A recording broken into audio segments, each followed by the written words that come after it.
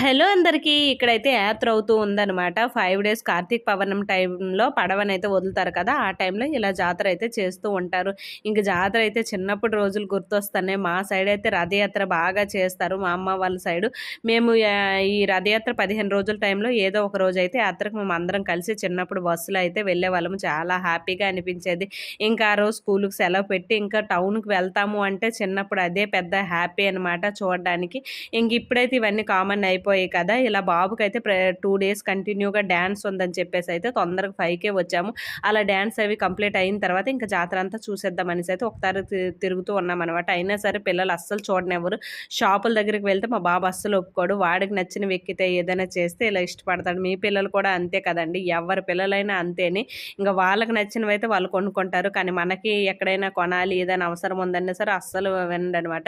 నేను మా అమ్మ అయితే చెనక్కాయలు తినుకొని అలా పిల్లల కోసం వెయిట్ చేస్తూ